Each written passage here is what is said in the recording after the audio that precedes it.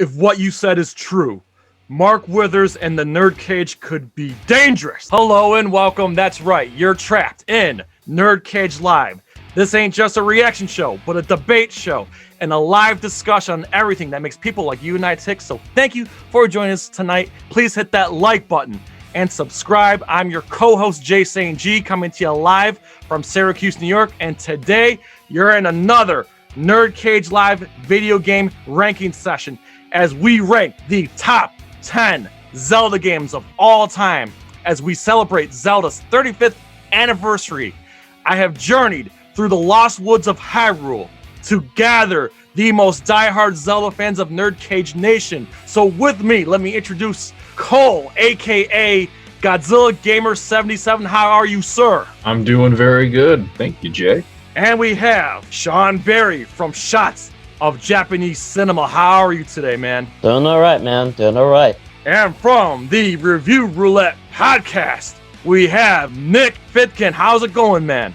Oh, I'm doing good. How about you guys? Never better. I mean, I got Zelda fever today. I'm on a Zelda kick right now. After the fantastic reaction from our Mortal Kombat rankings, I'm like, yo, we gotta do a Zelda list, especially in the 35th anniversary. So real quick, we'll start with Cole. When did you first play Zelda and why is this franchise so important to you? The first experience I ever had with Zelda was back when I had my 3DS. I kept seeing a ton of previews for the Ocarina of Time 3D when that was coming out. And I remember I was so hyped for that. And I got it at GameStop. Was hooked ever since. I got Ocarina of Time. Then I started playing all the games for the Wii, like Twilight Princess and Skyward Sword. And then I got like to the 3DS, and then I made sure to get all the other games that came out for it. And I just became a huge fan ever since. And I tried very hard to play as many Zelda games as I can. And now I'm a diehard fan. It's my favorite Nintendo franchise. Sorry, Metroid. So, yeah. Sean, what about you? What got you hooked on Zelda and why are you a Zelda fan? Interestingly enough, I was familiar with the Zelda franchise for many years growing up, but never really gave the games a shot.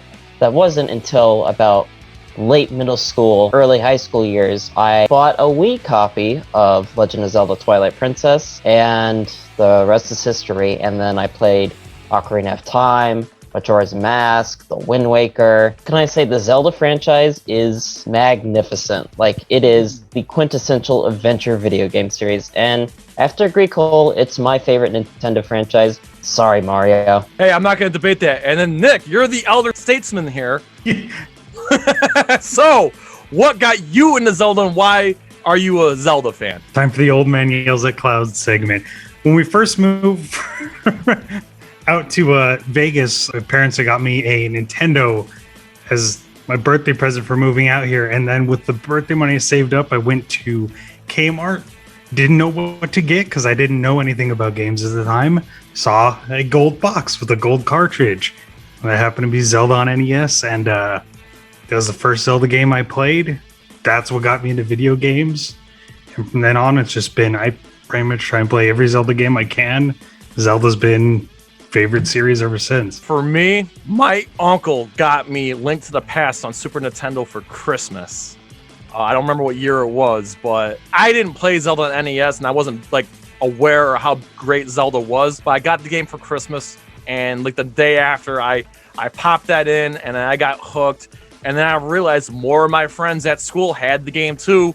And then here comes the adventures of like gathering at the playground, gathering at the lunch table, trying to figure out how to beat the game. And it was probably one of the most joyous video game memories of my life. And I stuck with Zelda ever since. So we all gathered here today to rank the top 10 Zelda games. And here's how we did it, everybody. So all four of us had a top 10 list. And of course, all four of our lists were completely different. So what we did is we combined the lists together, averaged them out, and we're going to go down the list. By the way, the three other gentlemen here are not aware of what the list is, so you're going to see their genuine reaction here. So this is going to be a lot of fun. I'm like, I'm ready. So we're going to go down the list. We're going to do 2 honorable mentions and then go down the top 10 list. And you're going to have all of our reactions, where we had these games on our list. So this is going to be a lot of fun here. So for our 2 honorable mentions, Zelda Skyward Sword and The Legend of Zelda 2 on Nintendo. Sean, what do you got on these 2 honorable mentions? I am not upset at all about Zelda 2 not making the top 10 list, because if there is a Zelda game that I don't like, it's Zelda 2. I am sorry, I hate Zelda 2 so much. I appreciate that it was going in a different direction from the first game. It's got some very nice music, but my god, is that game frustrating. Like, it is so ridiculously hard, and not the good type of hard. Like, I can enjoy a game that's hard. Like, you know, some of the Castlevania games are very hard, but I can still have fun. But Zelda 2, I think, is just taking it way too far over the edge. And that's just me, personally. I'm actually surprised Skyward Sword didn't even make the list, because, controversial opinion, I actually like Skyward Sword. I don't think it's that bad of a game. I actually think a good game with some pretty noticeable flaws. It's not perfect, obviously. Like, you know, some of the design choices were questionable. The side character that helps you through the game was definitely a questionable route, Nintendo. But I appreciate that it was like trying to set up the origins of the Legend of Zelda lore, and I adore the art style of that video game. Also, Girahim is an amazing villain. Very well said. Nick, I can tell you're fuming right now. What is your reaction to Zelda 2 and Skyward Sword not being in the top 10? Oh yeah, hey, that's all good. No, I mean, how can no one like Zelda 2 with great hints like I Am Error? I understand why Zelda 2 wouldn't be on anyone's top 10, even though it is one of my...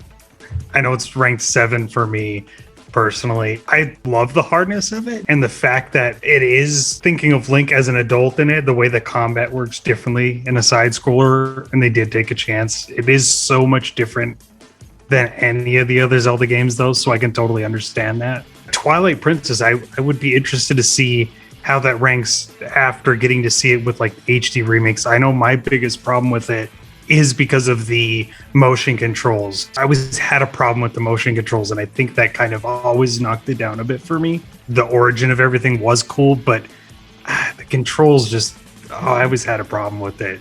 And Fi. Yeah. No, I 100% agree. I mean, I'll put my take on it real quick. I don't like Zelda 2 because of the side-scrolling aspect, because it doesn't feel like a Zelda game. And as far as Skyward Sword, I never had a Wii, so I kind of slipped past it. But friends close to me said the motion controls were awful. That being said, I cannot wait to play it on the Switch, which I believe comes out in July, and they're having the motion controls optional. So I want to play Skyward Sword like a traditional Zelda game, and maybe I will think of it more fondly. Cole, what do you got on our 2 honorable mentions? Okay, so Zelda 2 just sucks. All right, there's no going around. Zelda 2 is just bad for me. I can't stand Zelda 2. It's horribly designed. I think the difficulty balancing in that game is awful. Like, the game is way too difficult. And the level design is like, you get knocked. It's just like Castlevania, where you get like knocked back, and it's ridiculous. You get 1 life, you get sent all the way back when you get a game over. That is unacceptable, especially when you're like, and you can't even. When you get to the final palace, you can finally save at a palace, and you can respawn there if you get a game over. Why isn't the rest of the game like that? I don't know. So Zelda 2 is just bad. I never cared for it. I think it sucks. Skyward Sword, which was actually number 10 on my list.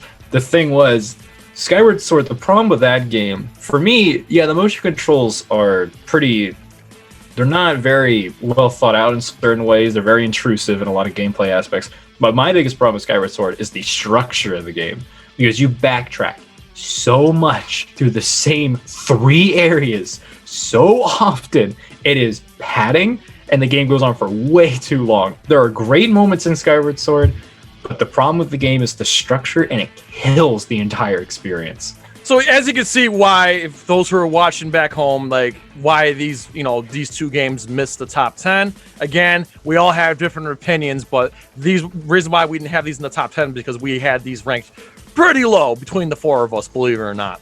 So the official top 10 list has begun. At number 10, we have Zelda, the Minish Cap on Game Boy Color at Whoa! Number 10? I love this reaction we got already. Cole, Really? what do you got first, Cole, on the official number 10 here with NerdCage and Friends? Zelda Minish Cap being number 10. Minish Cap wasn't on my list for one reason. I haven't played it. I just have not played Minish Cap yet. I need to play it. I know I need to play it, and I've heard it's good. I just need to get around to it. That's the only reason. It's a very good game. It's actually I went into it not thinking like, oh, this is probably just gonna be another crap handheld game. No, it's actually really good. Sean, you had a pretty awesome reaction. What do you think about Minish Cap being number 10? Yeah, I was gonna say I think Minish Cap is the best of the handheld games. That's a tough one because there's another handheld Zelda game that I do really, really like. Now, there actually is one that I do like a little more than Minish Cap, but I thought Minish Cap was excellent. Like, I thought, if anything, it was kind of a really good follow-up to A Link to the Past, even though we had other handheld games beforehand. But, like, I just love the structure of it, the design, the control, the graphics are great. Also, I love the hat that Link wears. Yep. Also love the music. I just think it's a really, really fun game. And it's also a very unique Zelda game because even though there's familiar tropes, it also feels very different from a lot of the other Zelda games at the same time. I personally really like Minish Cap. Minish Cap is actually number 8 on my top 10. Excellent. That's well said. Nick, what do you got on number 10 here, Minish Cap? I do really like this game. It didn't make my top 10. It probably would have been my 11. And it's hard to tell with the reasoning because, I mean, almost all the Zelda games are like A's to me. None of them are really bad games. So it's always hard to tell with different rankings. I do really like Minish Cap. And if I remember correctly, this one was actually made by Capcom. Yes! And not Nintendo. Yeah, it is really good. It was surprisingly how good it was. Great follow-up because that was the last handheld one before the DS ones, which are the only two I have never beaten. The less said about them, the better, Nick. Listen, I really enjoyed Minish Cap. I think it's definitely one of the better handheld Zelda games.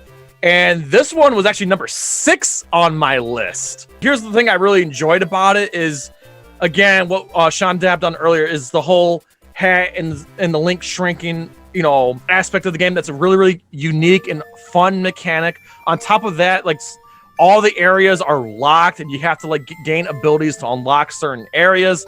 The dungeons are really good. The bosses are even better. And the final boss is just crazy. It's a really great finale. I can't believe they crammed so much content into a handheld game. It doesn't even feel like a handheld game. It's so well put together. Again, I had this number 6 on my list, but it's number 10 on our official list. And it's, again, for those who haven't checked out Minish Cap, find a way to do so. At number 9, keeping it in the handheld realm, we got Zelda, Oracle of Seasons and Oracle of Ages at number 9. Only number 9? Wow, I'm a little upset. You're going to hate me, Go Cole. ahead, man. Dish it out. I love Ages specifically because of its dungeon design. I think Ages is very strong in that regard, and that's why I've always appreciated it, because it's very puzzle-focused. And Seasons is great because it has a cool gimmick, and it also is very strong. I think the overworld is something I really liked in Seasons more compared to Ages. And they both work together as a whole. Like, they both, if you play them back-to-back, they work really well together. And combining them to get, like, the ultimate ending is really cool. I just really appreciate them because I really like the Game Boy games, and it was another also done by Capcom. I just really enjoy them a lot, and I really think they have very strong dungeons and level design, really simple mechanics, and they fixed a few things Link's Awakening did by helping item management and stuff. So yeah, that's why I think it's better. And I had it on number 6 both together because they're both kind of one to me. Mm-hmm. So yeah, I think I got robbed on that one. Sean, your thoughts on the Oracle games being at number 9? Listen, I like both of the Oracle games. They're number 9 on my list as well. There you go. Sean's the combined mean here. Listen, they're good games. I don't deny that. They're fun. The dungeons are really well designed. I think something that I have a problem, it doesn't really have its own distinct identity from other Zelda games. If anything, it feels like it's a little bit of copying, pasting from Link's Awakening. I know that seems a little nitpicky, but one thing I like about Zelda games is often they have their own unique identities. And like the Oracle games, while well designed, I do think are a little bit of a retread of Link's Awakening in some ways. I mean, even graphically, it looks the same.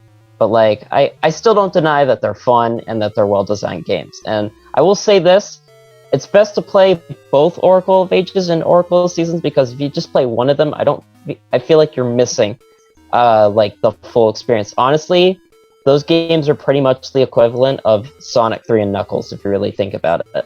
Oh, wow. Well, very well said. Nick, what do you got in the Oracle games?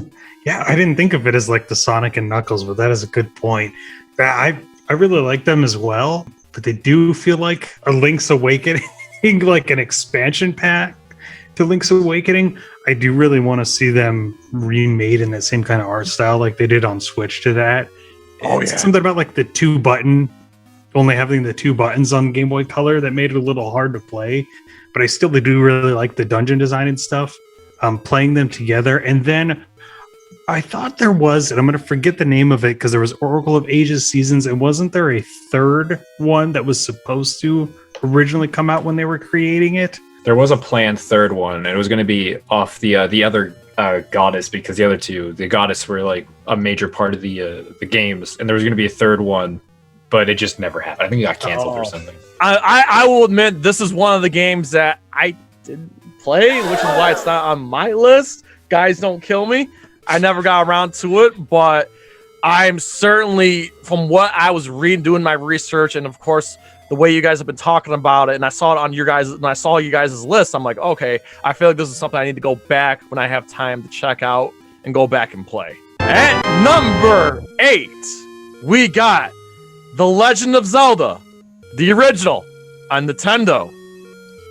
I know some people are just confused of why it's so high or why it's not high enough, but hey, we'll start Cole. What do you got on the original Legend of Zelda on Nintendo? For when it came out at the time, it's a pretty impressive game for when it came out.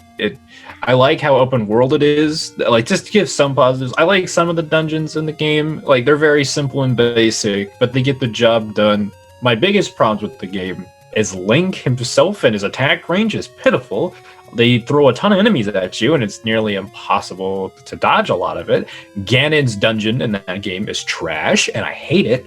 And the game is too cryptic with anything. You really got to go out of your way to find things, and you got to look up a guide if you really want to play the game right, because if you don't, good luck, because you're not going to know anything. That's my biggest problem with the original Zelda. Sean, what do you got on the original Zelda at number 8? Listen, it didn't make my top 10 because, listen, I have the deepest respect for The Legend of Zelda, the original, because it is important to video game history, and there are things I do like about it. The music, of course, the music is iconic for great reasons, but as a game, I find it unplayable. Like, playing it now, like, it controls like ass. Like, the dungeons are, like, the dungeons in that game drive me nuts. Cole, you mentioned Ganon's dungeon in that game. Link's attack range in that game is awful. The fact that you are expected to find items, some of them that are hidden in like very cryptic locations, like, how was I supposed to know to burn that bush? And to add to that, most of like the overworld looks the same, so it's very easy to get lost. It's a game that is damn near impossible to play without a guide, and that's my biggest problem with the original Zelda. I respect it, but I'm just not a big fan of it as a game, personally. Nick, I know you're fuming right now. What do you got? That's good. This is my favorite game of all time. Zelda NES was my rank number 1.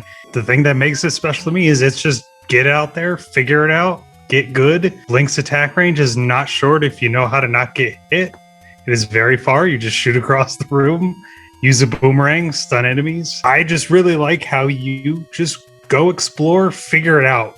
That's kind of how my list goes down. Is my favorite Zelda games happen to be the ones that just throw you out there and say, figure it out for yourself. Go and explore, have your own adventure. That's what I always liked about it. It is pretty damn hard later on in the game, but just spend the time and explore. I mean, I beat it many times. I usually play it every year. It's one of my few annual playthrough games. For me, it still holds up, but it could always just be old man talking. Hey, I'll never take that away from you, man. Listen, I'm going to back you up on this, Nick. I had this number 8 on my list. Coincidentally, it was my number 8. here's the thing I appreciate about this. Look what it's done to pop culture in general. You know how many like t-shirts, ugly Christmas sweaters, merchandise, all based off the original Zelda game. On top of that, every Zelda game that's ever been produced. You know how they make a new Zelda game? When they're trying to make a map, they use the original Zelda map and engine when they produce a Zelda game. Even Breath of the Wild was based off of the original Zelda game. They all are. Like, the whole open world concept was very much given birth because of this game. I will back up Nicholas. The fact that you have to go out and explore, figure it out for yourself, finding all the hidden doorways. Like, it was there was a lot of effort that you had to do as a player to figure it out. And the more you figured the stuff out, the more rewarding it was, especially when you completed the game. It's an experience. I understand that it may not age well to some people, but to me, this is what started it all. And that's why I had, have ranked where I ranked. And I understand where Nick is coming from. I mean, a lot of people, it was like their first game. It was their first Zelda game. It was what got them into gaming. So what it's done, not just for gaming, but for pop culture in general, like, it's a very, very important place in like history. Cole and Sean, I understand your frustrations, but you gotta look from the outside looking in on what it's done, to gaming in general. That's what I will never deny that. Like, I respect what it's done for the gaming industry. Yeah. At number 7, The Legend of Zelda: Link's Awakening. Cole. Oh. 7? Oh my. Come on, 7. That's not even fair. Bro, I have to sit like number 4. This just isn't fair. I was really hoping you were going to fall out of your chair when you were doing that. Oh, no. I don't think you so. obviously got something to say, man. What Link's Awakening. I love this game. I mean, it's Link's Awakening is up there, man. Let me tell you, Link's Awakening is charming, has great dungeons, has a fantastic overworld. It is simple yet easy to understand. It's not too cryptic with a lot of things, and the music is great. A lot of memorable characters. It's just such a simple and humble game. And even though it's just a Game Boy game, they make it work really well. And especially if you play the Switch version, they just make it even better because they remove a lot of the annoying item swapping things. Like, a lot of items are just buttons now, and they fix a lot of the Eagle's Tower is a great dungeon. I don't care what people say. That's the best dungeon in the game. And yeah, some of the bosses are pretty easy and they're not very tough, but the dungeons themselves are super solid and they're not too hard to where you're really kind of okay, what am I supposed to do? Like, a lot of it's pretty, you just got to think, and it's one of those really smart dungeons where, yeah, they're challenging, but it feels super satisfying. You get it right. It's a straightforward game. It's fun. I love it. And it's one of my favorite Zelda games. And the fact that it's number 7 is, I'm mad. Sean, what do you got? How do you feel about Link's Awakening being ranked 7? Oh, Cole, get even more mad. It's my number 7 as well. I don't want to talk to you. All right, bye. Bye, Cole. All right, bye, guys. Rage in the Cage Zelda style has begun. Listen, Link's Awakening is a great game. I love it too. Everything you said about it I completely agree with. It is charming, it is fun, it's got memorable characters, great dungeons. One thing you didn't mention, I love the island setting of the game. Like, that's a very unique setting. Like, this is obviously Wind Waker kind of made the island setting very popular in Zelda, but Link's Awakening technically did it first, and it is, and it controls great, dungeons are great, it's the music, some of the best music in the franchise, and of course, I won't deny, it has an excellent remake. I guess the reason why it's only number 7, I do think the game is a little too easy. Like, a little too easy. Like, I like a little more challenge, personally. I think some of the bosses are a little too pathetically easy. But the Game Boy is only capable of so much, Sean. Right, which I understand that. And maybe it's just because I've been spoiled by other Zelda games, because I'll admit, Link's Awakening is technically one of the last Zelda games I ever played. I still don't deny it's a lot of fun. There are other Zelda games that I like a little more than this, but I don't deny it's high quality. Absolutely. Nick, what do you got? Yeah, I had this one. at number 8.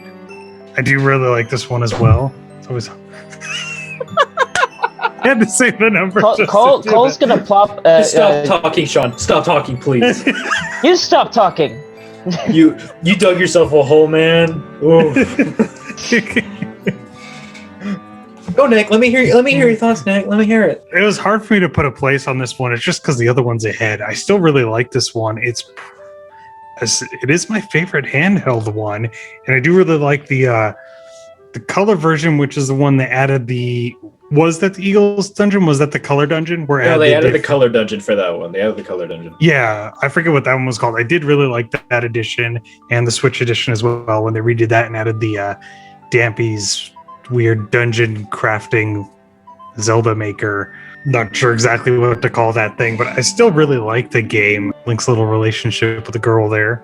Okay, listen, I had this ranked number 5 on my list. Now listen, Number 5, really?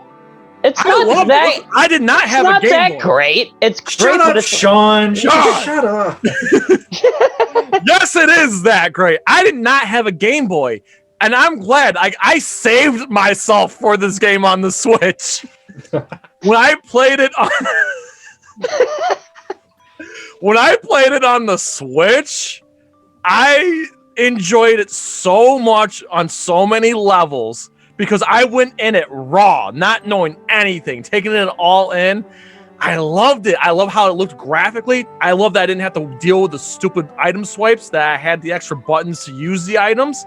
I loved it. Even when it went side-scrolling, it was still a lot of fun. It felt like this was a good combination of what made Link to the Past great and what makes Minish Cap great. Like Link's Awakening has all that, some really nice dialogue, some nice cutscenes, and absolutely fun dungeons that they're challenging, but not challenging to the point where I'm like, oh, screw this game, I don't want to play. No, I kept going. Like, honestly, I didn't want to put the controller in. I was playing this for like 4 or 5 hours straight, and I beat it within a few days. I was hooked. It's one of the, I feel like, as far as replay value goes, this is probably the most replayable Zelda game ever, honestly. So I had it ranked number 5, and I'm actually, I'm okay with it being ranked number 7, combined. I think I had it ranked number 5. Cole, I completely understand why you love the game so much. I'm with you there, man. And I feel like number 7 is fair, to be truth. And again, I don't deny it's a great game, and I really like it. There's just other Zelda games. So here's my question to you all. Which version do you prefer? The original Game Boy version or the Switch version? Switch! Switch for the button layout. Yeah, Switch for the buttons. I really don't like the switching of. I mean, that kind of is a common problem in Zelda in general, is the item switch, but I really don't like it in the original Link's Awakening. And so they definitely fixed that in the Switch version. All it does is just make me want Ages, Seasons, and Minish Cap just on the Switch the same way now. I want them to port A Link Between Two Worlds on the Switch. Yeah. I think a lot of these Zelda games could be remade in that style for the Switch. And I'm hoping, and again, I don't know how well Link's Awakening sold, but I'm hoping that will trigger Nintendo to do more like that. Sold pretty well. It sold pretty well. It's Zelda on the Switch. I'd be surprised if it didn't. Yeah. At number 6, The Legend of Zelda, The Wind Waker. Cole, your reaction to Wind Waker being at number 6? The fact that it's over Link's Awakening is a little sad because I had Wind Waker at number 8 because it's a good game. Mm-hmm. It's really good. It's just I find the open world a little barren at times. It has some good dungeon design, and my thing though is the second half of the game when you're trying to find the Triforce, it kind of bogs the game down a lot with its pacing when you're trying to find all the pieces with Tingle, and that part of the game really sucks, especially in the GameCube version because it takes way longer. And also in the GameCube version, trying to make the wind constantly go your direction just so you can move fast, that sucked entirely. I hated that. Luckily, in the remake, they fixed that. But even still, I think the open world is a little too barren for my taste. Like, there's just a lot of sailing with not much going on. I mean, there's some cool stuff here and there. And it's impressive how big the world is for a GameCube game. And again, strong dungeon designs, has some memorable characters. Ganondorf was really cool. I love the climax of the game. That's really awesome. And the music's really good in Wind Waker 2. It just didn't really do it for me, personally. There's just other Zelda games I'd rather play. But it's still a good game. Fair enough. Sean, your reaction to the Wind Waker being at number 6 on the official NerdCage and Friends list. Who says we're friends? No, I'm kidding. I love Wind Waker. I adore Wind Waker. It is number 6 as well because there are 5 other Zelda games that I do like a little more, but I love Wind Waker. I think control-wise, it is like one of the best controlled Zelda games. Like, combat just feels right. The dungeon design is fantastic. I adore the art style. Even today, I know we have a remake, but even today, the original GameCube version still looks gorgeous. I love the music, and I love the exploration. I am an oddball. I actually love the sailing. I think the sailing creates so much, like, rich atmosphere. I mean, I also love the sailing music, but, like, here's the thing about the sailing.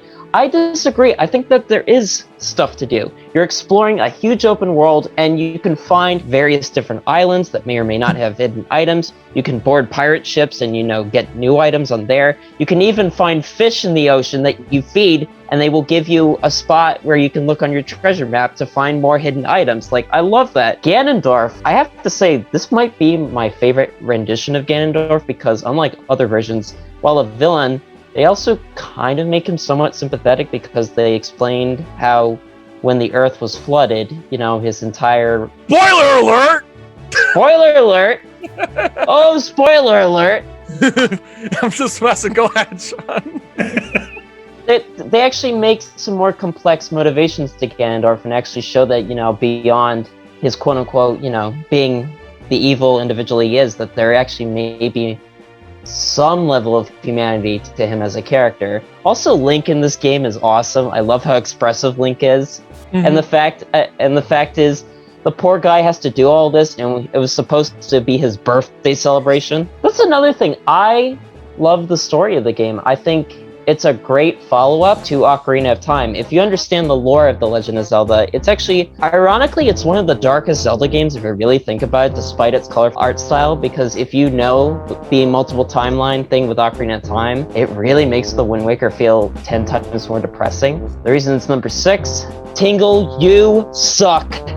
And secondly, that Triforce quest at the end of the game is booty sauce! It was, not only did it drag, it wasn't fun, it just broke up the pacing. I was just like, I'm losing my mind talking about it. It was just like, it was frustrating, there was nothing, and it made me hate Tingle 10 times more as a character because he's making me go through all this. I will say though, at least the game has a satisfying finale, and I do love the final duel with Ganondorf, where you're literally surrounded by water. And Zelda, at your aid. I mean, it would be higher if it wasn't for that Triforce quest at the end. Other than that, I still think it's a great game. But screw you, Tingles. I agree with everything you just said, Nick. I'm dying to hear your thoughts on Wind Waker at number 6. Oh yeah, I had this one higher. That's good. Yeah, that end fight is my favorite fight in Zelda games. The whole just Link working with Zelda together against Ganon. When he stabs him in the head. Yeah. I'm like, Jesus! Rated E for everyone. The art style, just something was great about that art style, even when seeing it. I know I remember back then everyone was complaining that they wanted the real... we need the realistic, but I'm like, every Zelda game just kind of has its own art style, and I've always liked that. And Wind Waker just had its own different art style. It's a fantasy game, people. All the different dungeons were fun. I didn't even mind the stealth sections weren't even that bad when you're going through the castle. Oh yeah, didn't mind those two. Link had a sweet lobster shirt. I know that's not much of a defense of anything, but then the story for all the main characters, and I actually liked Tetra a lot. Oh yeah, Tetra was great. Yeah. One of the few times where there was more than just Link as a main character. Also the King of Hyrule. Hyrule. The Red Lion. Rarely see ever in a Zelda game. Yeah. They actually make the king in this game a compelling character. Yeah. I don't know how much actually spoilers you want to say, so I don't want to say. I know I think we just spoiled the shit out of this game for those who haven't played it. It's a decade-old video game, people. Like, come on. Yeah. Well, actually, more than a decade old. yeah, exactly. So I'll close my thoughts here. I'm going to echo everything that everybody just said here. So I personally had this number 7 on my list. For everything that made this game great, there was always a huge glaring problem. Now, Nick, forgive me. I was one of those that was pissed off when the game first got released. When I first saw the color shade, I was mad. I'm not gonna lie, because when the Nintendo GameCube was first teased, we were given shots of a Dark Zelda game. So when Wind Waker came out, I'm just like, oh my god, this colorful, cartoony. This is stupid and goofy. But it turns out those graphics have aged very well. And I will admit that I did skip out on the GameCube version. However, I did get it on the Wii U, the HD remake on the Wii U. That being said, I really did enjoy the game. I thought the dungeons were fantastic, but the problem is the game took shortcuts, and you noticed it. For example, when who's that giant fish, like King Jabu or whatever, gives you the yeah. Like they obviously didn't have time to put in a dungeon there for that. And I'm going to echo everything that you guys said. I hated the Triforce shards. I hated it. It definitely, the game was flowing so good for me up until that point. And that's why I really just hated that part of the game. It was frustrating. Like, I don't know how many times I stopped and didn't want to continue because of that. I had to encourage myself just to finish that part of the game. It was frustrating, I'm not gonna lie. And I only could do the sailing so much to where I get bored. Aw, it's adventurous. It's adventurous, man. Okay, listen. I will say this though. Everywhere, it's the same. This is where I love the game. Some of the best boss fights ever. I love the stealth missions. Loved it. I'm not a stealth guy. I'm more of a Kool-Aid man. Smash through the wall. Oh yeah, let's go. Every now and then, I love a good stealth mission. Every now and then. But what I love about this game, everybody can come at me. I don't care. It's the best Ganon fight ever. No, it is. It is. Best Ganon fight ever. I love the sword-to-sword combat. Zelda being useful with the arrows, and oh my god, it's the most fun final battle. And that finishing move. It's the story's fantastic. With we already spoiled it, but if you know the lore and you find out why Hyrule is the way it is, it's so damn compelling. And there's just moments that just make your heart drop. It's great storytelling. It's a great game. Just some glaring problems. Like I said, I had it at number 7, but I'm perfectly fine with a number 6 on our list. Get your dukes up at number 5. I know we're gonna get some crap for this one.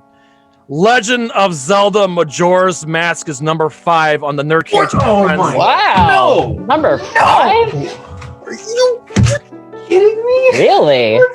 Oh! I want your opinion. Go ahead, Cole. How is this one number 5? How is this only 5? I can't even with this. You know what the lists are. Why are you so shocked? You've seen everybody's list. I know, but 5. Dang, I thought it was going to be at least 4 or 3. That's not far. Okay, so Cole, go ahead, dish it out. Yeah, but that one number ranking higher is a big difference. It further shows higher quality, Jay. It does. See, that's the... I say Majora's Mask is my favorite Zelda game, just to be clear. That's why I'm so wow. Okay, I know. Here's the thing. I love the game for so many reasons. The setting of the game, it is creative. The characters are some of the best side characters in any Zelda game. I don't care what people say. Has some of the best dungeon design in any 3D Zelda game. And I know there's only 4 dungeons. I know that's the limit of the game because of how fast it was made. But the dungeons they do have are varied. They're interesting. They have multiple layers. They're very complex and they're very satisfying to get right. There's a lot to do. The side quests are amazing. The 3-day system, can be a little annoying at points, but it is very smart. What did you just say? Repeat that last part. Repeat that last part. The 3-day system in very specific circumstances can get a little annoying, especially with the kayfabe quest. That's the one criticism I completely get sometimes because even I get I sometimes mess that up and I'm all right, great, now I gotta do this again. Hey, if you love something, you gotta know when it falters at points. You gotta see both sides to everything. But even still, The music is some of the best of the series. I love the game to death. I just think it's such a unique Zelda game. Majora is a great villain. I love Majora, especially the whole final fight with Majora is one of my favorite climaxes of the Zelda series. It's just such a fun game, and I love how depressing it is. Wow, that sounds really sad, but it's true. But it's such a unique game, and I really wish more Zelda games were like that. Twilight Princess is the closest they got to recreating that dark atmosphere. What can I say? I love the game so much, and I'm a little sad it's number 5. That's fair. That's well I'll said. Accept it. John, your reaction to Cole, I hate Majora's Mask. No, I'm kidding. All right, we're not friends. Cole, you're gonna be a little happy. Majora's Mask is number 4 on my list. All right. Majora's Mask is a masterpiece. It is an amazing, amazing, amazing game. It is the darkest Zelda game. First off, this game is dark. The fact that it's rated E for everyone is kind of, I mean, the whole concept that the world is ending and you have to stop it from happening, and that freaking moon that's slowly like coming down closer and closer is stop. That game has probably also the scariest game over sequence I've ever seen in a video game ever. I was waiting for someone to say it.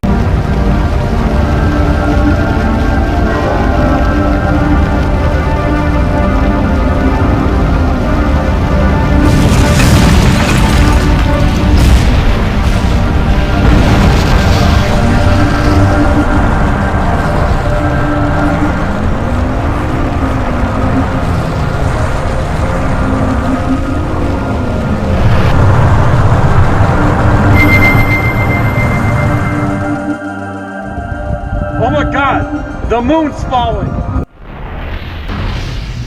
Oh no!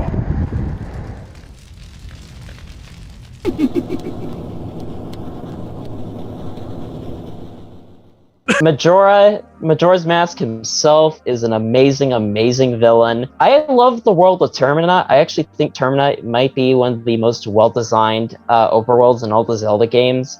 The music is amazing. And I have no problem with there only being 4 dungeons, because those 4 dungeons are very unique and well-designed. I get a lot of people say that the game... Breath of the Wild! I get that the game is hard, and I won't deny it is hard, but to me, this is a Zelda game that is hard done right. And above all, it has great side quests, and I love the characters. Like, I generally want to save all these characters and, prevent literally the apocalypse from unfolding. So, honestly, I know some people say it's just an expansion pack of Ocarina of Time, but I personally still think there's enough unique qualities to it, and I personally think it is the most underrated Zelda game. Well said. So, Nick, your reaction to Majora's Mask at number 5. Yep, that's where I ranked it. It was hard. That it actually ended up at 5. I thought it would have been higher. I thought I ranked it low at 5 just because I couldn't put anything in between it. Put it higher than anything else I had. But I mean, when you think of the game, I always think of Groundhog's Day meets Twin Peaks. That's how I always think of this Zelda game. Yeah. Just like all the great characters you meet throughout it. That's mainly what I think of with it. Not just that the dungeons are great, but every little side story has its own little quests with the different masks that lead you through different times with trial and error, and the reward for getting them all, getting the whole Fierce Deity mask, even though it does make the end fight the easiest fight in all Zelda, where you just stand there swinging. Oh, I love the masks. I forgot to mention that the masks in the game are great. Although they have their own abilities and they work together to help you solve other side quests. Okay, so unpopular opinion over here. I had it number 9 on my list. What? Because Cole, when he was praising it, at the same time, he gave me the reason why I don't think the game is very good. For a Zelda game. It's a good game, but for a Zelda game. Okay, reset in time, dealing with the 3 day. You know how frustrating that can be, and it just takes the fun out of everything. And suck it up. Props to the angry video game nerd for pointing out how flawed the game is, because he's right. First and foremost, yes, the 3 days is not fun. The controls do not age well. Where I will praise it. Oh my God, that goddamn game over screen. That's like iconic and very disturbing. I like in the story where when you're talking to the people in Terminix or whatever, everybody's has different and unique reactions to what is going on. I can appreciate that. Dungeons are cool, but the problem is if you run out of time and then you got started all over again, that's where I cannot defend this game. And the transformations, playing as a Goron for the first time, playing as a Zora for the first time is really, really amazing. I'll give it that. But at the same time, I feel like the game was rushed. They just copied and pasted all the stuff from Ocarina of Time, gave these characters new names, new places, and this, and that. I wish they probably took their time and made a better game. I get it has a great story, but the gameplay to me does not hold up. Boo. See, what I get is your opinion is wrong, my opinion is right. That's it. No, I'm just kidding. Well, that's funny is you had it at the top, I had it near the bottom of the top 10, and these guys had it pretty much where we have it ranked. Oh, so just admit it, Jay. Just admit it, Jay. You have the CDI games at the top. Admit it. We don't speak of those. I mean, even if the 3-day system is kind of like, yeah, it can get annoying. I feel like it does help the game in certain ways because like it adds that tension, it adds that dread that is constantly. It adds intensity. And here's what I like: it's not false tension; it's real tension. Yeah, and sometimes when you're doing a quest under a limited amount of time and you actually do it and you pull it off and it's like, wow, I did that. Now I can reset and save. And it's like, yeah, that's cool. It's mostly when you're doing like the really big quests, like the kayfabe quest, and then you mess that up. That is the only real time in the game where I'm like, oh, okay, that sucks. Now I got to do this whole thing again. Unlike Zelda 2, though, I feel a sense of satisfaction, though, when I complete the game. At number 4. The Legend of Zelda Twilight Princess. Oh, my heart. Oh, my heart. Oh. Cole, go ahead. Man, I'm going to make Sean mad. I had Twilight Princess at number 7 because, look, it's a good game. There you go, Sean. That's why. It's all been exposed. I brought down Majora's Mask. Cole brought down Twilight Princess. You know what? I hate Link's Awakening now, Cole. All right, good. It was a good stream, guys. Yeah, here's the thing. Twilight Princess is a good game. Underneath I like the wolf mechanic. I like the characters, especially Minda. She's Minda. Yeah, she's a great character. She's one of the best side characters in the entire series. There's some really good dungeon design here and there. I really like the story of Twilight Princess. I think that has my favorite Ganondorf fight. Not Ganon fight, Ganondorf fight. That's my favorite Ganondorf fight of the entire series. Oh, yes. The rendition of Zelda is really cool. I like, basically, the rendition of Zelda and Link. I really like what they did with this.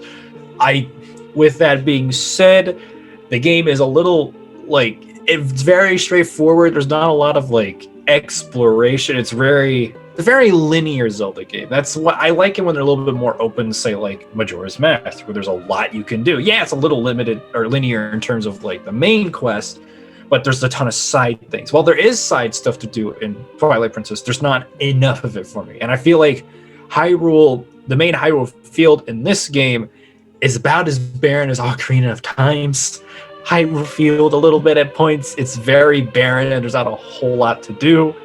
Oh, I made Sean mad. Dimension.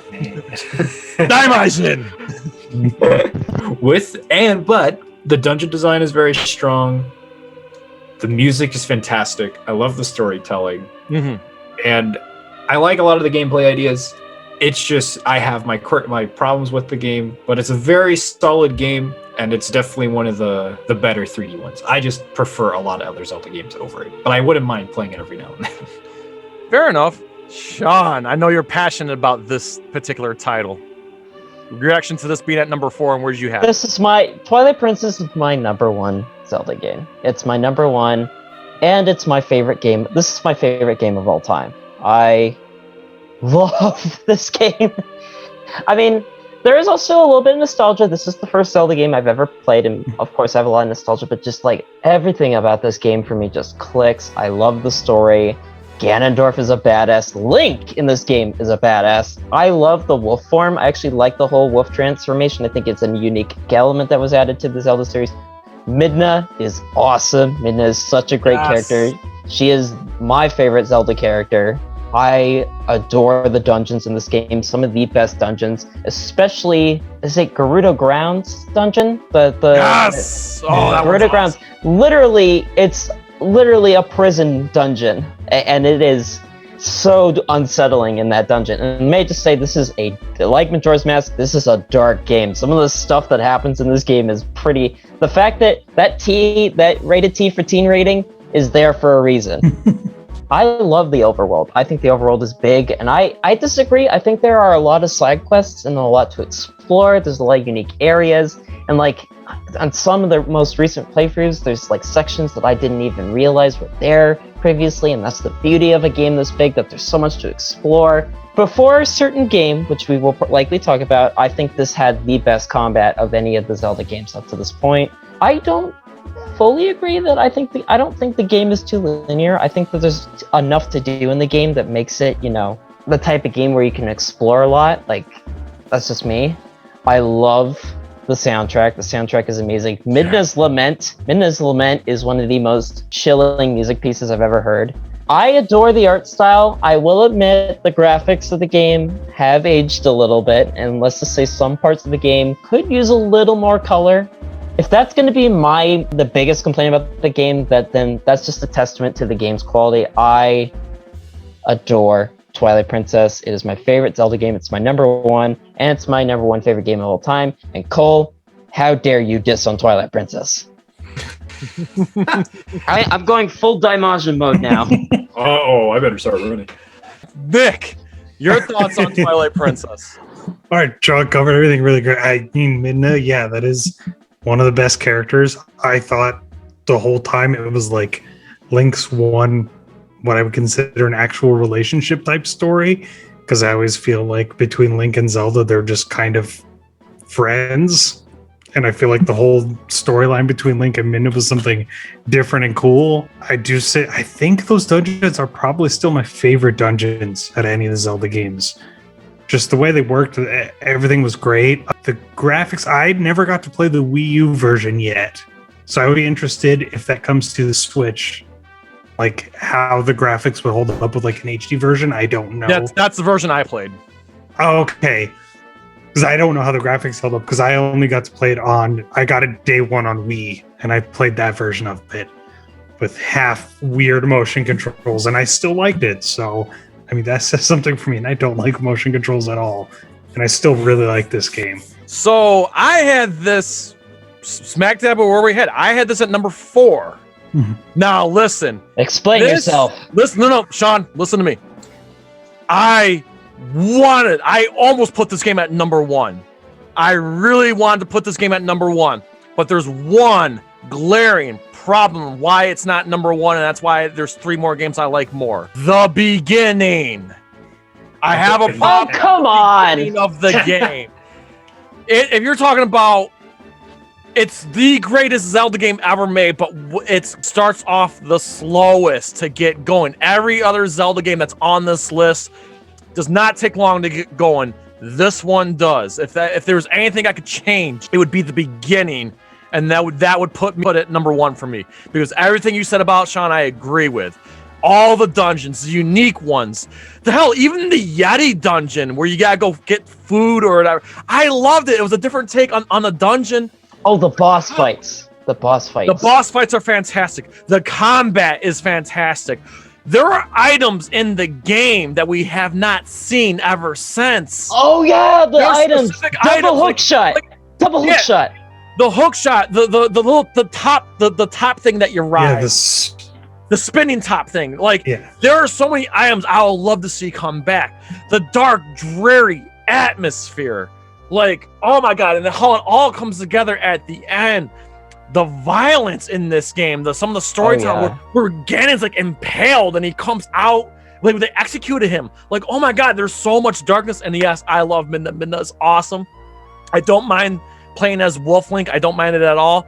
I love the unique takes on the Zoras and the Gorons, like some of the abilities where you have to like rustle the Gorons, like some of the unique abilities and the unique items we haven't seen ever since and need to bring those back. And I think that's why this game's still so very unique, because a lot of the stuff that you see in this game, they haven't brought back ever since. This game is damn near perfect. If it wasn't for the beginning, this game would be the perfect Zelda game.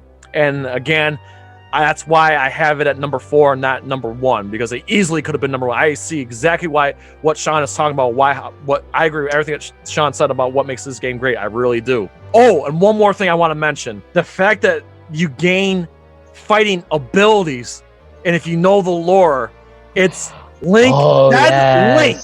Yes. From Ocarina of Time is the one that's teaching. It's been confirmed. Yep. So there's so much. The lore.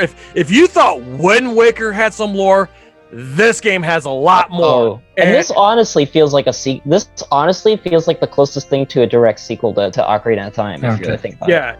It's just this game's just absolutely amazing. And as far as the Ganon fight, it's my second favorite Ganon. I feel like Wind Waker still has the best Ganon fight.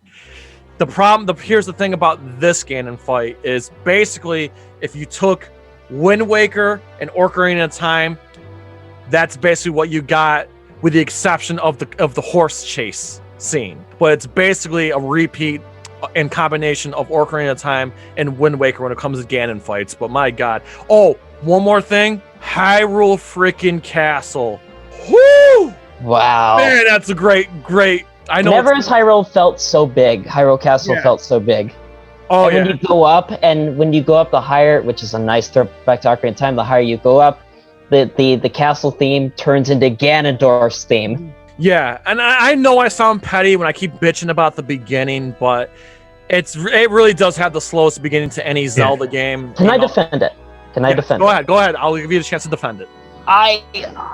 Here's what I appreciate about the beginning. It not only is a good tutorial, but I think it sets up a good lore, and honestly, it does a good job setting up Link as a character, because this is one of the first Zelda games that I really actually connected with Link as a character. He wasn't just the protagonist I was playing. It showed that, like, Link had, he seems, to have a happy life, and then he's thrown into this utter chaos, and yet he somehow manages to stay composed, despite everything that's happening. So that's why I defend the beginning of the game. One more thing we need to talk about: Zant. That's wild psychopath.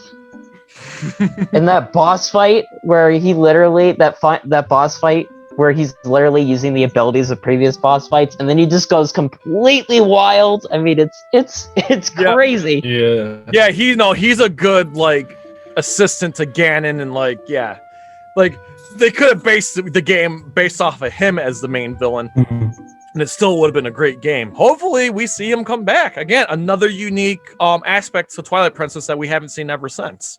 At number 3, The Legend of Zelda Link to the Past is at number 3. Cole, go ahead, my man. I actually had this at number 3. So for once, my list finally connected with the actual list. All right. But I mean, what else is there to say about Link to the Past? So many people have praised it, and honestly, it deserves the praise. It's got a great overworld. It's got a great pace. There's some great dungeon design. There's the light and dark world gimmick is a great gimmick. It leaves a lot of variety to the gameplay.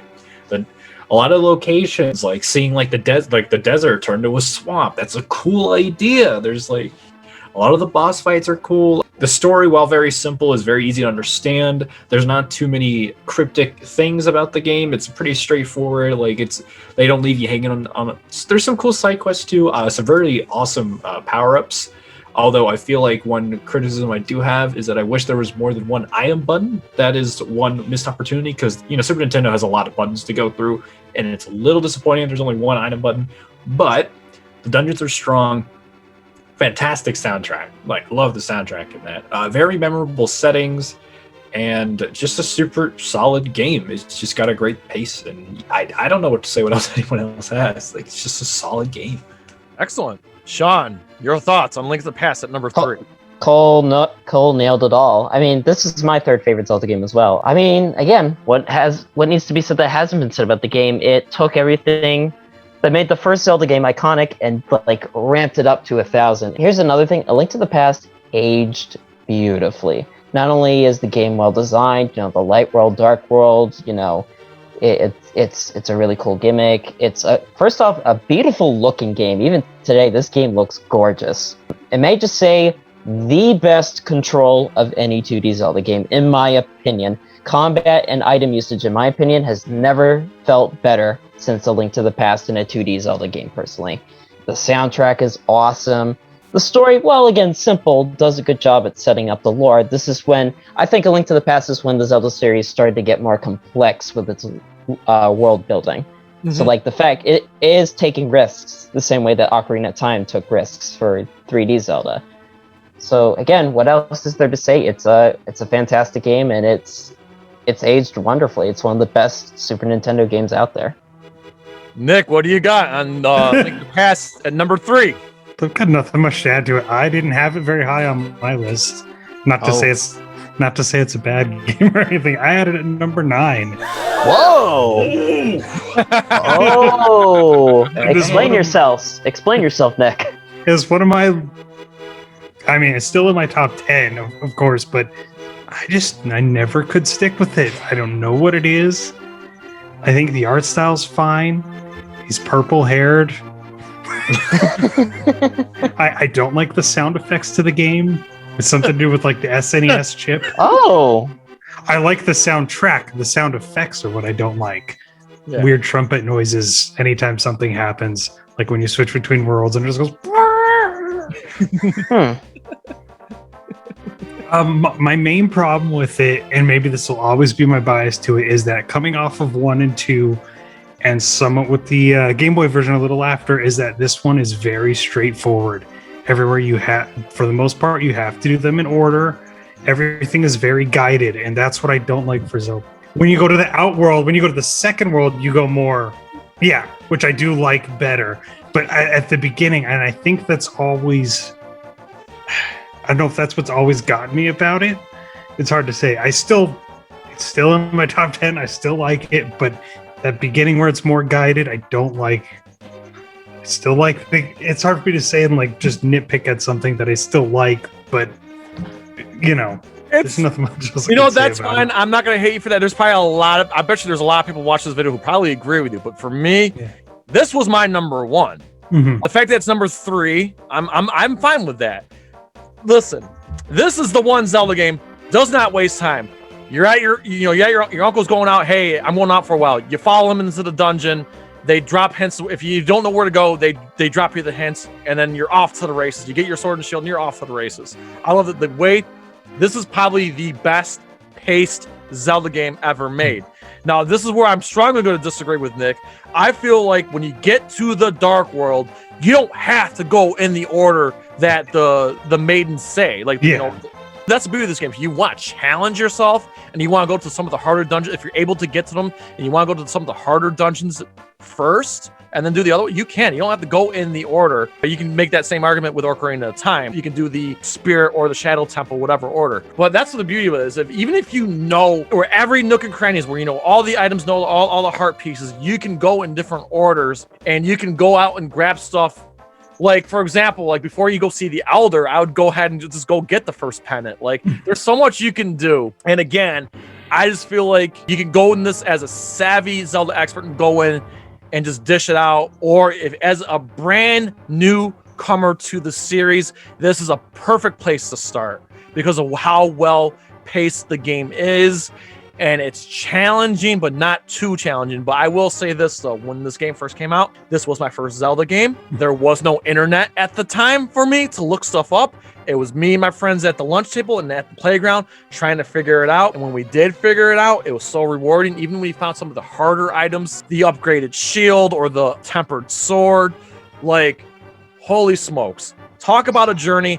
Every character you talk to matters because they have something to say that gives it so much. I think Sean nailed it on the head. This is where the Zelda lore really started to take shape, because before this game we had Zelda 1 and Zelda 2, and there really wasn't so much storytelling. This game, there was plenty of storytelling, and I just call it nostalgia. This is my favorite Zelda game of all time. And like you said, Nick, earlier, how you go back and play Zelda 1 every year. I play Link to the Past every year. I feel like that so many other Zelda games copied this game. I even feel like Ocarina of Time shamelessly copied this game between the Light World and Dark World, whereas 7 years later, 7 years before, I feel like it's just another shade of the Light World and Dark World. And I feel like, there's a lot of Zelda games that just kind of took that trope. I feel like Link to the Past started it, and Link to the Past did it best. Despite me making any complaints, I would say this is the 2D one that everyone should play. Yeah. Not off my own biased opinion, saying I like the NES one. This is the one that is the most replayable and that everyone should play if they want to play a 2D one. Yeah, and again, I'll just reiterate, it's a good starting point for anyone who's new. Oh yeah, it's the perfect starting point. I totally respect your opinion, Nick. I have to say, I actually love the sound design of A Link to the Past because it just oozes of Super Nintendo charm. Because I love the sound effects on the Super Nintendo. The Super Nintendo's sound design, I think, is still awesome even today. And I don't know, I can see where you're coming from with especially when you're transitioning from the Light World to Dark World sound, but I don't know, there's something about it that I find kind of appealing. And can I say, whoever designed that one mini game where you have to shovel to find the heart piece deserves to get fired. Yeah. I hate that. Last time I played the game, I was there for 40 minutes. I was there for 40 minutes trying to get the dang piece. Do you know how stupid that is? And you know what's worse? They repeated that same gimmick in a certain side quest in Ocarina of Time in the graveyard. And it's just as dumb there. And it's just as, I'd argue, it's worse in Ocarina of Time. Yep. Because you have to wait for him to slowly walk around. Yeah. He goes another 40 rupees, I guess, and then I gotta walk over here, and then it's a rupee. 40 rupees. Can we just say every Zelda game has their one BS side quest? Yep. Yeah. Even the one that we all would see as perfect, even though no game is perfect, obviously, has one side quest that is infuriating. Well said. I think you can say that. But yeah, you're right. You can probably say that about all of them. All right, we're getting down to the nitty gritty. At number 2, hold your breath. Legend of Zelda Ocarina of Time. Cole, how do you feel about? I know you're a Majora's Mask guy, and that's been an ongoing debate between Zelda fans. Majora's Mask or Ocarina of Time. On this NerdCage list, we do have Ocarina of Time above Majora's Mask. Cole, what do you got at Ocarina of Time being number 2 on the NerdCage and Friends list? First, that's wrong. No, I'm kidding. Second, this was my first Zelda game, so I hold a little bit of nostalgia for this, but it's very well designed. It's super straightforward. A lot of very memorable dungeons. I feel like the game, for me personally, it doesn't get really great until you become an adult, because that's when the dungeons get a lot more complex. Look, I'm the guy that thinks the water dungeon is the best dungeon in the game, so I'm one of those people. Specifically in the 3DS version, because the N64 version, it's not very well clear where to go a lot of the cases. They fixed that in the 3DS version, but the game, it's very well designed, very memorable locations. This has my favorite Ganon final fight of any of the games because of the atmosphere and the music and the fire. Oh my god, it's so good. Also, just the soundtrack in general is just amazing. So many memorable tracks. Also, just the way, Navi's kind of annoying because you're just doing a side quest and Navi's like, hey, go to the temple. And it's but not. Because Navi will be like, go to the temple. And I'm like, but I'm doing a side quest, Navi. Go to the temple, but I'm doing a side quest. Listen. Also, certain side quests like the big Poe hunts suck. I hate certain side quests like those. They suck. Yeah, those suck. The 10 Poe. And I feel like the 7-year future, it's different, but I feel like there should have been more of a constant presence of Ganondorf because he's not really there that much, because he shows up once in the in the Forest Temple just to tease you, and he only really has an effect to Hyrule Castle and the town, and that's about it. Everything else is basically normal. So there's places affected by him, but I feel like he should have been more of a constant presence in the game rather than that's not even him in the Forest Temple. That's not even him in the Forest Temple. That's Phantom Ganon. No, but he takes Phantom Ganon. He teases you as he takes him. What a worthless creation that Ghost was. I'll banish you to the world between worlds. But with that being said, memorable dungeons, really fun bosses, surprisingly. Some decent items like the hook shot, all very classic items, like they're very utilizable. And it's the first 3D Zelda game. Man, they did a great job for the first 3D Zelda game ever. So massive props to the team. And it's still a fantastic game. I just like Majora's Mask better. That's fair. Sean, what do you got at Ocarina of Time being number 2 on the list? All right, so I do have a little story to tell, though. I have to say this. So this is my second favorite Zelda game. I, for many years, heard about all the talk about this game because, as you know, many people hail Ocarina of Time as pretty much the Citizen Kane of video games. If it's not Final Fantasy VII, it's Ocarina of Time that's hailed as like the greatest video game ever made. And you know, that those are very big words. So of course, like, you know, I was like, all right, yeah, I should give it a shot. So when I eventually got an N64, I got Ocarina of Time, and it's a game that has aged remarkably well. Even it has a great remake. The 3DS remake is great. Even still, I still think the original N64 game has aged very well. Yeah, the graphics are a little dated and at times terrible. Like the Hyrule Town area looks like garbage. But the game has so much charm. I think it's colorful. I still think the combat is fun. The dungeons are great. I love the soundtrack. Like, seriously, like the soundtrack for this game is incredible. I actually don't mind Navi. I don't think she's that bad.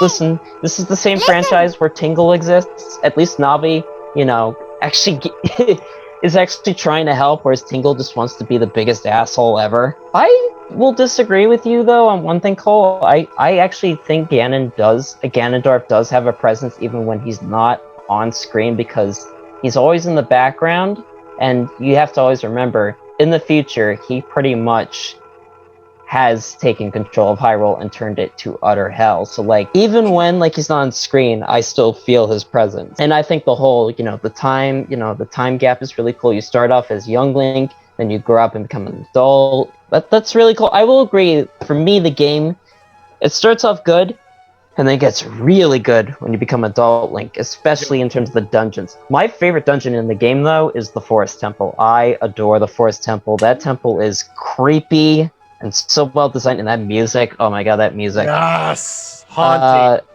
The bosses are great. I love the Phantom Ganon fight. That's a great one. I love the Bongo Bongo fight, even though it's kind of ridiculous. Let me just say, this game is rated E for everyone, and there's some pretty dark stuff in this game. The Shadow Temple, like, yeah, how did they get away with that? And the zombies. They're the terrifying. Redeads. Oh, the Redeads. They look goofy, but that scream and the yeah, and then not to mention another Ganon getting stabbed in the face. Yeah. That final fight with Ganon, it's. I do like the win. People come at me, Rage in the Cage. I do like the Wind Waker Ganon fight more, and I actually do like the Twilight Princess final battle more, just because of the variety, Yeah. But like, it's still an amazing final battle in Ocarina of Time. Yeah, the story isn't as perhaps complex as, say, the Wind Waker or Twilight Princess or Skyward Sword, but it's like A Link to the Past. It's simplistic, but does a good job expanding the lore. There are a couple of things, though, in this game that keep me from putting it at the #1 spot. Most of the side quests in this game are really good, but some of them I detest. I detest the Poe hunting because trying to shoot the giant sword, the Bigoron sword, or whatever it's called.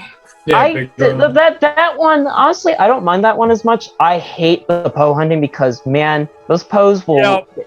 Listen, the arrow controls in that game are, for the most part, pretty good. But when you're trying to fire them on the horse, it controls like ass. Like it is. That's fair. I'm not gonna dispute that. It controls like ass. Not even that. Trying to trigger the pose too is so specific, and then they get caught on a wall, and then you got to find them again, and it's just. And then they laugh at you, and they're like, I'm like, stop. And then I want to throw my 3DS across the room. I hate that one side quest in the graveyard with where you're trying to get the heart piece, because it is so cryptic. It is random. It's like they took that one mini game from A Link to the Past and made it worse. And to make matters worse, if you're playing the N64 version, I don't know what it is, but if you don't have good lighting during that sequence, it is really hard to see some stuff in that graveyard. So like that's a booty sauce mini game. And I'm sorry, Cole, I don't like the water temple. I think it drags. I think it's very confusing. Here's the thing about the water temple. I like the idea of the water temple. I love the atmosphere of the water temple. I love the Shadow Link fight. That is an awesome mini boss. Like conceptually, I think it's cool. It's having to rise the water up and down gets really old, and it's so easy to get lost. And to make matters worse, Link is not exactly the strongest swimmer in that game. Thankfully, the other Zelda games fix that. So it's just little stuff like that keep me from putting Ocarina of Time at the #1 spot. That being said, Ocarina of Time is still a fantastic game, and even with the great 3DS remake, the original N64 game has aged very well, even with a few dated design choices. So I still think it's a great game. Nick, your thoughts on Ocarina of Time at #2? Yeah, this is what brought us into 3D with Zelda. Music, this is probably, I'd say, my favorite soundtrack in this. In between the different time frames, learning the ways you would learn the different songs from Sheik. I just had the biggest brain fart there. Oh yeah, Sheik's cool. Just blank on her name for a second. I like that. Yeah. I thought there was a spider or something. For some reason, Link has like almost a love interest as a kid in every single place he goes to, because you've got Saria, Milan. Oh, and then the Zora. Yeah. Princess Zelda. Oh, and the manga really goes ham on that. I've read the manga. They go ham on that. May I just say the Zelda mangas are really good. They are. Yeah, I got those recently. I'm reading through them now. The whole like weird, even inclusion jokes of like Marion and Luigi and the Lon Ranch. Just like the little nods to characters like that is great throughout. I know the open world is kind of empty-ish, but I mean, for N64, when you first see it at the time, like you actually felt like this was this huge world, like it's been forever to go through. And like how each little area is sectioned off as you go through and explore. And first time meeting the Gorons and Zora, thought all that was great. And then seeing the 7-year difference, I know like it is obviously inspired and pretty much ripped off of Link to the Past, but seeing the 7-year difference and like the difference in each village after you met them, going there and seeing the Gorons again and what's left of them and the frozen Zora place. Yeah, that was the biggest shock to me, was seeing the Zora's domain frozen. Like my heart dropped. I went there, I'm like, where is everyone? Are they alive? Yeah. Yeah, like and then like the building was done in a Kakariko village, and you go back because they're like starting that building, and you come back 7 years later and it's done with the family there with the Skulltula curse. And doing that whole mini game, even though doing all 100 is really that's worth one it. I did hate, though. I'm not gonna lie. So I just did the 50. Just stop there. Just do 50. That's the most you should do. Don't do 100. Yeah. The mom's okay. Leave her alone. Legend of Zelda is I actually had it right where I had it. #2. It's on number 2 on my list. I still think Link to the Past is a better game, but I will say this though: the beauty of Ocarina of Time that Nick touched on a little bit. The music, and I'm not just talking about like the background music. I'm talking about how they incorporate music into the game, learning the songs from the ocarina, how they unlock stuff, how you play it to certain characters and it triggers them, or if you want to get Epona. I love the fact that this is the first time they incorporate the music element into Zelda as a gameplay mechanic that's like necessary. That Wind Waker also did, but it wasn't as meaningful in my opinion. So that's the beauty of this game. I don't want to echo everything. You guys pretty much touched on everything that I was going to say. The only thing I just want to delve in is, like I said, using the ocarina, how it affects everything, how it affects time flow, how it affects unlocking stuff. There's so much to it. And I will say this. Again, Sean, I'm with you with how I put Wind Waker and Twilight Princess above Ocarina of Time when it comes to Ganon fights. But can we all agree that this was probably the best build-up for a showdown between Link and Ganon and Ganondorf? Like, I think it's the best build-up, because as you get closer, at every boss and every temple you defeat, it just intensifies. And one of my favorite bosses ever, I love the witch fight with the and the spirit temple. The spirit temple is hella fun. I love that boss fight. All the boss fights are good, but I think the witch fight is so much fun. As far as the water temple goes, I know it's one thing we're controversy here. Look, I don't mind raising the water, finding the small keys. My problem is, and they did fix it, is switching between the metal boots and taking the metal boots off. And the other thing what's frustrating about the game is that it's faster to tumble your way through the game than the run. I tumbled across Hyrule Field. Yeah. That can get really annoying. Navi or sidestep. Yep, Navi is very annoying. But as far as storytelling, this is probably the best Zelda game in terms of story. And the 7 years in the future, 7 years in the past. This is where I think it exceeds Link to the Past. Is the relationships between the characters, whether if it's Zelda and Link or Link and Saria, even like the ranch, the Lone Ranch, like Talon and the other guy there. How Ganondorf gave him the ranch. Like, the relationships matter in this game. And I really love the fact that they gave Ganon more of a backstory, how he's the one male Gerudo. Like, that's another thing too, is that they expanded and he has a Napoleon complex. Yeah, they expanded on Ganon's lore, and I love the whole Gerudo Desert and the Gerudo women, and that's actually kind of fun mission there where you're trying to save all the fat dudes from the carpenters there. And the way they run out. Yes. It's just there's just a lot. I feel like the best way to play. This is just me personally. The best way to play Ocarina of Time is when you become an adult. Just get all those side missions out of the way before you do the temples. Get bulked up. Yeah, get bulked up with all those items. Get all your heart pieces, your red and your blue tonics. The side missions, even though there's some of them I feel unnecessary, but if you do all the side missions, get them out of the way, it makes the flow of the temples that much better. Otherwise, it just feels like a drag between each temple. That's just my opinion. But I think it's a fantastic game. I think what makes this game stand out is it's the first Zelda jump to 3D, and you add the musical element to it, and that's why this game is very special to me. And again, we see these moments for the first time. Again, seeing Zora's frozen. When you first come out as adult Link and you see the Hyrule Castle just destroyed with the black clouds above, like, and the town is infested by redeads. Yeah, like, it's really something. Like I said, I will never forget some of my reactions the first time playing the game, seeing like all these places that you once cared about when you spent enough time there, that you cared about how they changed. And that's part of the reason why it makes that build up in that showdown against Ganon that much more special. So again, it's a very iconic game. I see why some people rank it as high as they do. And it's always going to hold a special place to me in my heart. And finally, I will say that the controls haven't aged too well, to be fair. Like, when you're using the bow and arrow or shot, it can be... And I'm not a fan of Z targeting. I am.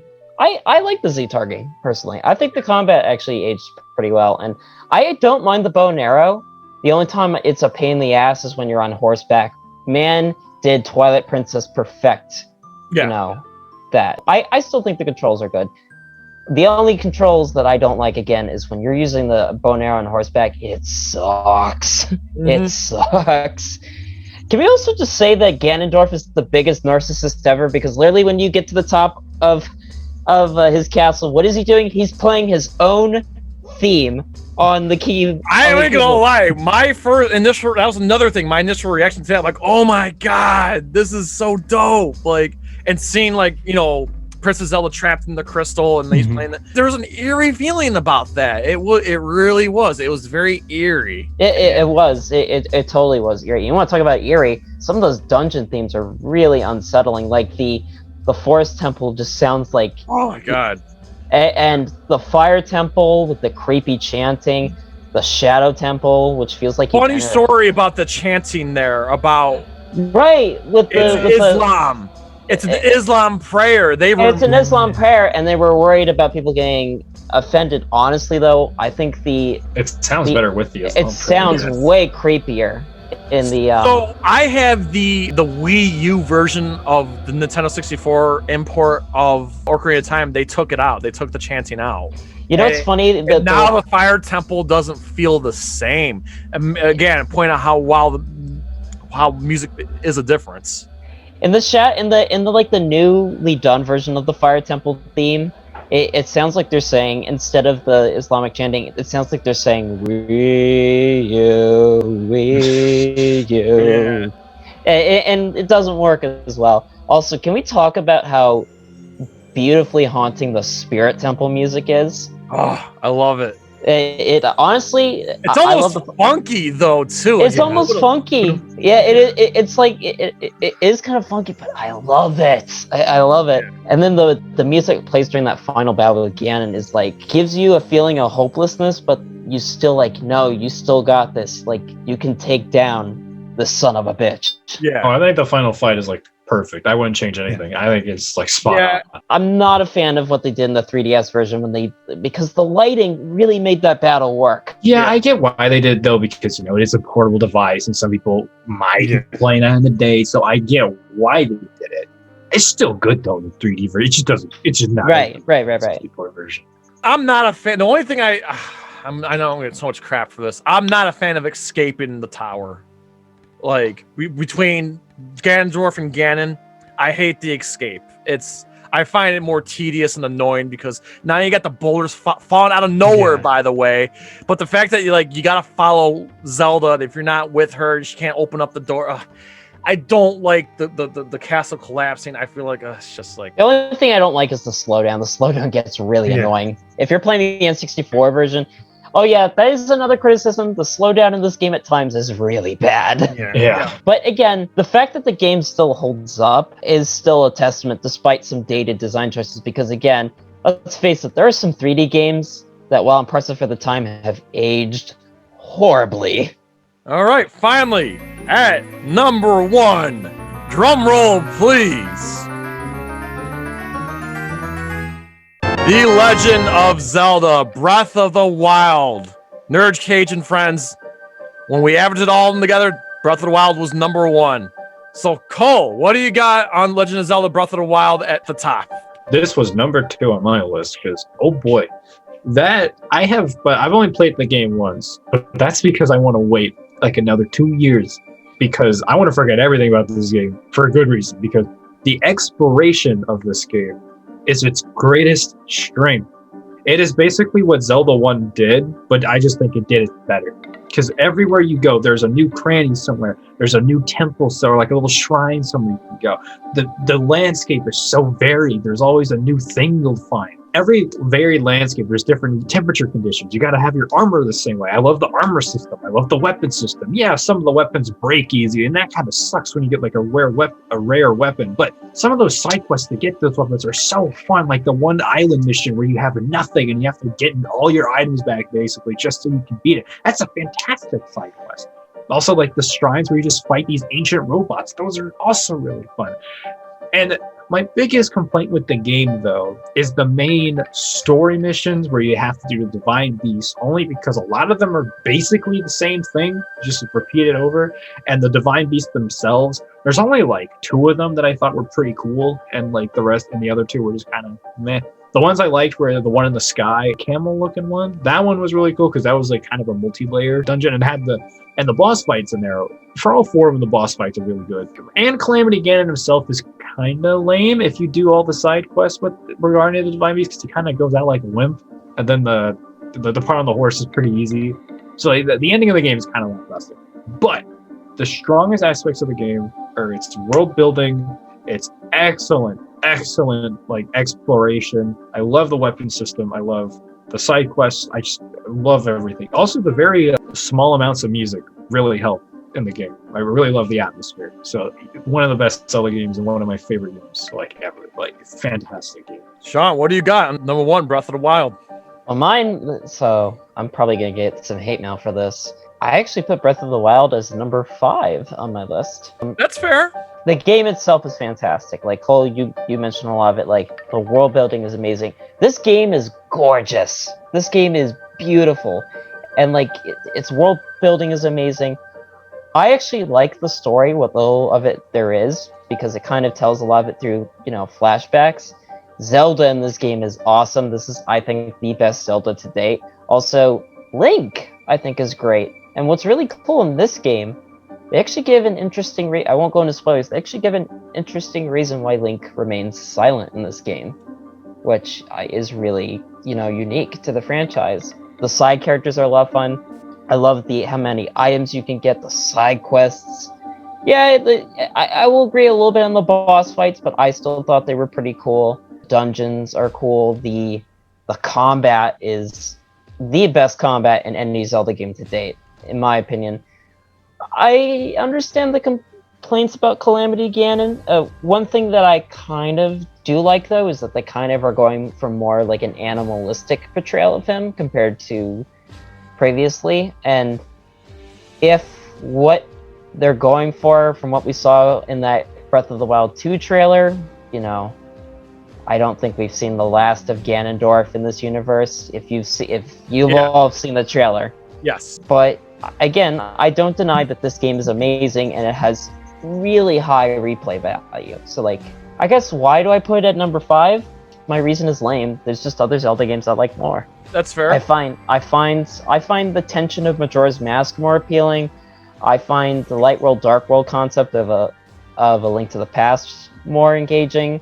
I find, admittedly, I do find I am a sucker for the dungeons in Ocarina of Time, and ultimately, as a game, I still think Twilight Princess is unmatched. That's just me. So, again, I'm not denying this game. Breath of the Wild is a fantastic game, and everyone should play it. I just put it at number 5 because there are just other Zelda games that I like more. But I totally understand when people say it's their favorite Zelda game. Nick, your reaction to Breath of the Wild being number 1? All right, I had Breath of the Wild at number 2. For me, this is the closest to the NES Zelda. This is just go out there and figure it out. Just in the modern day, this is what I like about it so much. I mean, you get a little tutorial in the first, 20, 30 minutes where you get those couple shrines that give you your first couple abilities. And then from then off, it's just go. I mean, you can go anywhere. You can go fight the end boss if you want to with your 3 hearts, if you want to give it a try. I kind of like that aspect to it. I mean, good luck, but hey, you can do it. You could skip all the shrines. I mean, I really like that there's good little side stories with everyone. Every village actually feels nice and alive. I like the physics in the game, how everything kind of really works. I can't really think of any other open world games that do it like that. I remember my first time just gliding down, and you start realizing when you're in a thunderstorm the first time, you just get wrecked because you have metal in a thunderstorm. And then you could use that knowledge to be like, okay, I can't connect this electricity. Let me just lay out all my metal weapons and try and connect something to power that stuff. attention to detail is awesome. Yeah, that's what just really got me. Everything like that, or you're sitting there running through a volcano area, and you're like, okay, I dress correctly and get some heat resistance. I can do that. And even just, I guess, a lot of the ways that people think of this game is how they kind of tell their own individual stupid stories that happen as they play it. I first learned that cooking was a thing I think I got hit with the fire arrow when I'm standing next to a tree and cooked apples drop from the tree. You realize, oh, there's cooking in this game, it's just stupid crap like that. I know one of the falters, though, that I guess I don't mind as much, but a lot of people do. I don't even know if you call the Four Guardians dungeons. They are dungeons. I don't mind that they are, but a lot of the other stuff is mini shrines that are all cool ideas, but not as much big dungeons. I think this is the only knock that I could think of it. I don't mind the weapon degradation. I kind of like always having to switch through, but it's the only thing I could think of that people have any problem. A lot of people have a big problem with it, that there aren't the big epic dungeons like we're used to in every Zelda game. It's trying to be something different anyways. Yeah. The exploration, is the main drawing point. The story overall, I really like, being told through the past as you're going through and trying to find memories again of everything that has happened before. So I actually had it at number 3. This game had traditional dungeons and traditional bosses, not just the 4 divine beasts and different versions of Ganon, Calamity Ganon. I think this game would have been much better in my view, but I can understand why many praises as the best Zelda game ever, the best game on Switch, which I will agree it is the best game on the Switch by far. Hey, come on, not 1-2 Switch. Well, I'm just saying there's so much about this game that's great. Like, again, my main gripes, again, the lack of dungeons and the lack of bosses is what bothers me, but everything about this game is perfect. And I will say this, best Hyrule Castle level ever. My God, if there's one part of the game I would just play over and over again, is the Hyrule dungeon. Not only that the music's absolutely fantastic, but how, like, just like, you know, you're on a mission to get to Calamity Ganon. And what goes on in that castle alone is just like, oh my God, it's just so mind-blowing. It's easily the best part of the game. And I will say, it's probably even though it's frustrating as it is, but it is very satisfying when you finally get the Master Sword. As frustrating as it can be, talk about the satisfaction of finally getting, and I do like the new take on the Master Sword, I really do.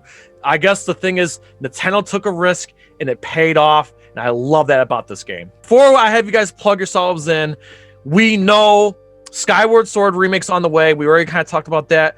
Breath of the Wild 2, we know it's coming. What do you guys, is there any wish list you guys have for Breath of the Wild 2? Cole, go ahead. What I really hope is that they change, like, they give us some new areas, maybe, like some brand new areas. I just don't know what they're gonna do. It's just such an open question. I hope they maybe lessen the amount of times you have to change weapons, because I feel like weapons broke a little too quickly in the original Breath of the Wild. Maybe increase that to where they're more durable, especially the bigger ones. Just, or heck, maybe change the areas up a bit. I don't know, like maybe change the environment a tiny bit. Like depends how long it's afterwards, but I mean, just, or heck, I mean, if you saw the castle move, maybe there's stuff under the castle. Maybe there's whole new areas under there. Or maybe this is a completely different area we might be going to. Who knows what's gonna happen? I'm just hoping for a good game and that it doesn't suck. Because if it sucks, oh my God. Fair enough. John, what do you got? Is there anything for Breath of the Wild 2, any hopes and dreams for? Well, again, love, I'd love for it to be a good game, most importantly. That's most important. Could use more dungeons, personally. I keep the exploration factor, because I love the exploration factor, but I do miss the dungeons. I could use more dungeons, some more creative boss fights. Please. Do you guys think that they're bringing back Ganondorf? Yes, I think they do. Please go all out with Ganondorf in this game. And please, some Twilight Princess connections. Maybe bring back Xant's Ghost, Midna. Yeah. Please, Nintendo. Make the moon fall. Make the moon fall. There you go. Yeah. Well, okay, here's what I don't want. I don't shoehorn a ton of fan service. Still be its own thing. Be a unique game. But I guess the number one thing I want, further expand the amazing lore that they set up. Because again, I love those flashbacks in Breath of the Wild. Further develop Link, because I love what they did with Link. I love what they did with Zelda. And like I said, go all out with Ganondorf. Make him, you know what? Make the scariest Ganondorf to date, because going off of that trailer, they're clearly going for, some freaky stuff. All right, Nick, any thoughts on Breath of the Wild 2? Anything you want to add in there? Everything you guys said, yeah, I want all those. And then the only other thing I could think of to add, because all those sound great, and we don't know, I guess, how the land will be. Will we be going through the same land, or if it'll change all or not? But I guess I would like to see, in addition to the Sheikah Slate, maybe a couple more things, maybe a way to envelop something like a hook shot or something else in there. Some more type of equipment that Link has usually in his arsenal that we could have back in there to be able to work within that world. That would work really cool. That's really all I got. Perfect. I would like to see more traditional dungeons, more unique bosses. Please bring out unique bosses in the dungeons. I know they're out in the wild and whatnot. I get that, but I'd rather go into a dungeon knowing I'm going to face some unique opponent instead of another version of Calamity Ganon. That's just I'm being nitpicky. I would like either a whole new world outside Hyrule. Maybe it's another part of Hyrule we haven't seen yet, or another Terminix, or another. Maybe they bring back like a dark world. Maybe there's another dimension in that same. Breath of the Wild landscape that we know. Maybe there's another dimension of it. We go into a new dark dimension. That would be badass too. I don't know. We'll have to see. I mean, I know, Sean, you mentioned about the whole fan service thing. I really kind of hope they keep it unique like Breath of the Wild did, but more of those traditional Zelda tropes that we're more familiar with, and then incorporate that. That's what I want. I mean, but whatever the Nintendo decides to do, I'm going to buy that game day one, and I'm going to invest all my time and emotion into it, and I'm really looking forward to it. It's just the anticipation and the wait for this game has been killing me. please, basically what we're saying is, Nintendo, expand your lore, but don't do it in the way that Disney's Star Wars did it. Yeah. Well Please. said. Yo, guys, this has been freaking awesome. I want you guys to plug yourselves in, so Cole, go ahead. Where can people find you? So if you want to find me, you can find me with Godzilla Gamer 77 on YouTube and on Instagram and on Twitter, all with the same name because I'm too unoriginal to come up with a new name for any new platform. And I'm also on Discord with the same name. I float around different servers sometimes. You can find me on all those platforms. And Jay, thank you for letting me on. It was a lot of fun. You can find me on Twitter, Shot to Japanese Cinema. It's nothing but a Twitter page dedicated to Japanese films. And if you love Japanese filmmaking, definitely check it out. I was recently on Titangoji's recent episode of Toku Titancast where we talk about the films of filmmaker Shinya Tsukamoto. And if you are a big fan of Shinya Tsukamoto, the guy who directed Tetsuo the Iron Man, definitely give that podcast a follow. Give it a watch. It was a lot of fun. And yeah, so Shot to Japanese Cinema, follow on Twitter. Nick, the Review Roulette Podcast. Give it up. All right, let's see if I don't mess this one up a bit. All right, Review Roulette Podcast. It's where Laura and I just try and do movie review podcasts. We just try and invite random people on to watch random films. Had Jay on a few times. Most recently, we watched Mortal Kombat. That was great. And we were on NerdCage Live not too long ago. Check that out as well. And for our stuff ourselves, you just find us wherever you find podcasts or Twitter, Facebook. You can find us, message us there. Links will be in the description. Guys, it's been an absolute blast. We definitely will have to think of another gaming video to do together because this was... Thanks for having me on, man. Thanks for having me on. This thanks a lot of fun. Yeah. That being said, I know we all had our differences with Zelda, but at the end of the day, we are diehard Zelda fans, and I'm glad that we all had our unique perspective of each game throughout the franchise, and we hope that everybody, whether if you agree with our lists or not, tell us your thoughts. How would you rank all the Zelda games in the comments below? That being said, before we go, we ask you to please like, comment, subscribe, ring that bell, and spread that shit like Silver So the USA from Syracuse, New York to Las Vegas to Los Angeles and wherever Cole is from. Houston! Oh my! All our friends. I'm not coming back on the channel after that. Okay, hold on. I'm going to start that over. No, that's it. No, end the video just like that. No, leave it in, please. To all our friends and fans around the world at NerdCage Live, as always, enjoy life, stay safe, play your Zelda games, and good night. Ooh, trying to get out of the NerdCage, are ya? Well, before you go, hit that subscribe button. And if you're really intrigued, ring that bell. Thank you for dropping by. Until next time, tell everyone you know about NerdCage Live!